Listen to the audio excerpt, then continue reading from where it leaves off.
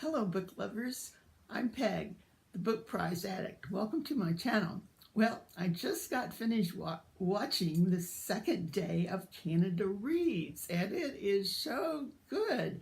I would think most of you maybe know what it is, but if not, it's a yearly event in Canada that they take 5 books and they have a 5-day program, and they choose celebrities or well-known people to represent each book, and they kind of have arguments and questions, and they get rid of a book each day, vote a book off, like some of the other TV shows, and it's just great. Everybody that likes books should enjoy this. And I have to tell you, I had kind of thought it was more of a comic type show, but these people are very smart readers, and they've all read all the books, so they have wonderful arguments. They ask different questions.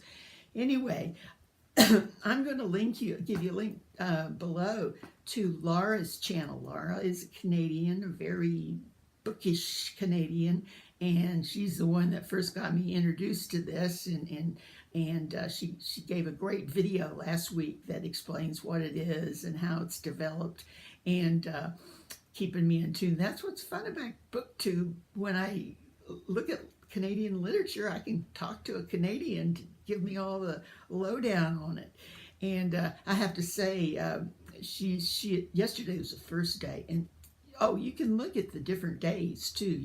You haven't missed anything. You go to her link and you can look at the first day. The first day was excellent. They had fixed up 5 different trailers, as in movie trailers, for each book that were really professionally done and introduced you to the book and everything. And it was really enjoyable. And after it was over, I heard from Laura, and she had said that she had to go to a meeting at her job during it, and she really hated that. Of course, she can watch it later, but right after it was over, she said, well, I didn't get out of my meeting in time, but I found out who got kicked off. It's like everybody in the halls is talking about who got kicked off. I think that's so cool, and I'm really looking forward to the rest of it. So give it a try. Okay, next I have several things to talk about. I'm going to be leaving on a trip, an Easter visit, to visit my mother and other family in Missouri. You notice I have on my Easter egg necklace. Unfortunately, they're not chocolate Easter eggs. I'm not sure if I'll be able to make videos there, but we'll see. Anyway, now where are the books I'm going to talk about? Okay, I've mentioned before that my mother is well into her 90s and still lives alone and reads a lot, actually more than she's ever done in her life, which gives me great hope that reading sticks with you or something you always want to do. And I always like to take her a few books. She lives in a little town and doesn't really have access to more than the small library's books. And since I'm reading through different book prizes, I wanted her to read something that, I'm reading, and give her opinion, and we could read together that way. And so I've picked a couple books that I need to have your opinion, if you've read them, whether they're good for a 97-year-old lady. Now, she doesn't read real light books, but she likes a book with a plot, and she likes mysteries and things. So here's my first choice of what to take to her. I've heard a lot lately about 3 things about Elsie. Actually, there's complaint among some of the people that it's not really literary fiction, but that's okay in this case. And I need to know if you've read it. I know it takes place in a rest home, and it's an older woman in a rest home, and her friend, and they kind of solve a little mystery or something. But I need to make sure that the old lady is kind of the heroine. We don't want to make old ladies look bad. She might not like that book that way. So far I am. I just started it, and she's a wing ding of an old lady. She has great quips, and it's really fun. So I'm thinking that will be a good one. I'll be reading that on the airplane, but I won't have to bring it back. I always try to not take library books on a trip, or books I want to keep, because then you have to bring them back. Actually, uploaded some Kindle books that I'll be reading, but I'll talk about those later. Okay, the other book I thought about taking for Mom to read is this one that was on the Desmond Elliott Prize list, which I talked about just the other day, One Star Awake. Now, I understand this is about a woman who wakes up after having amnesia and doesn't really know what's going on, and the mystery is finding out what's happened. So I thought that would maybe be interesting to her. So we will see. She's not real shy about not letting me know when she doesn't like something. Okay, so those two. Yeah, let's see. All right. Now for the thing that I think most of you. I did mention my Easter egg necklace, didn't I? Oh, yeah, I did. Yeah, I did. Okay. Excuse me.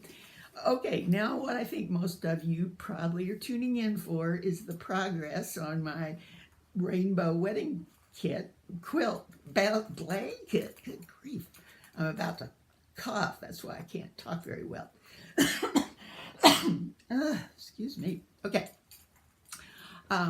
I've been shown it twice before, and I'm making a rainbow wedding blanket for a famous booktuber here on BookTube that's getting married this summer, and most of you know who it is, but if not, just keep watching. I give out little clues every now and then.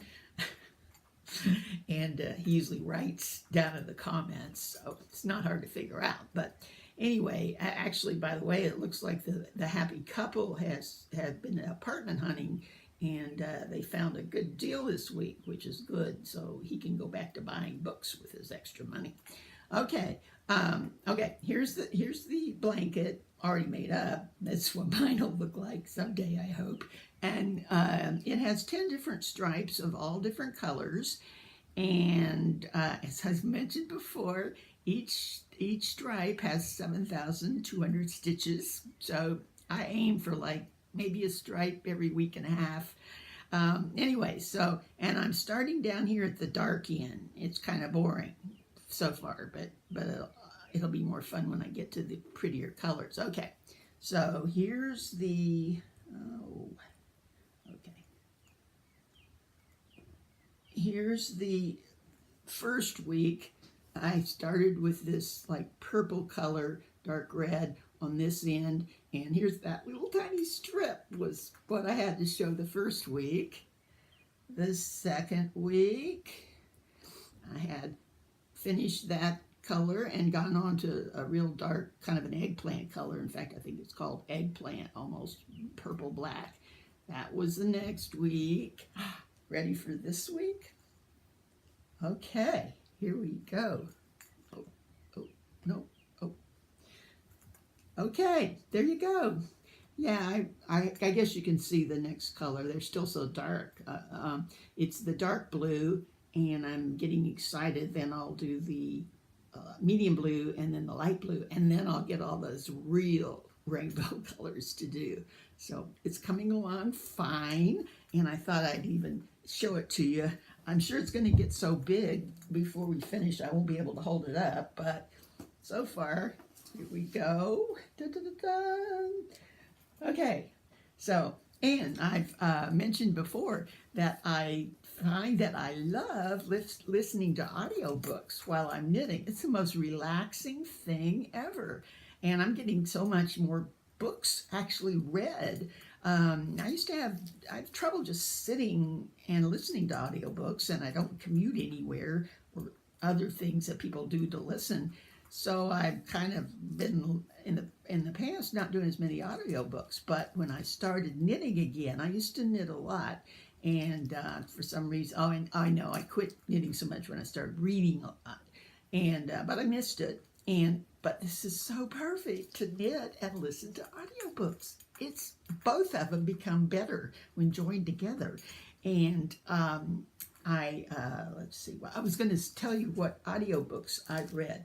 I'm actually listening to this, but I happened to see the hard copy in the library today, so I picked it up. It's called all the names they use for God. And it's a book of short stories, pretty long ones because there's only 9. And I knew I'd heard of it somewhere, and then I remembered Steve Donoghue had written a review on this on his in the Christian Science Monitor. So I'm going to put that link also.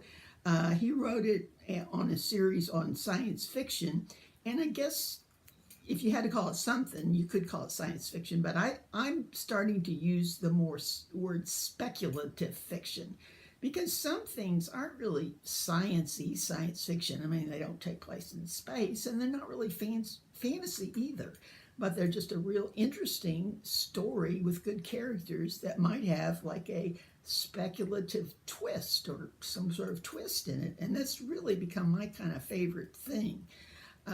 So let's hope that the word speculative fiction comes about more.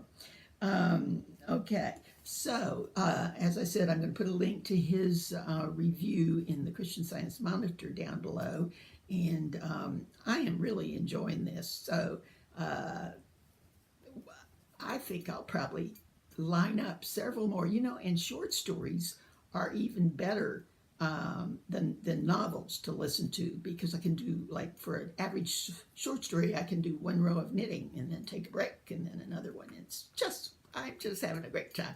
So happy Easter to those of you that celebrate, and I will see you probably next week sometime. Bye.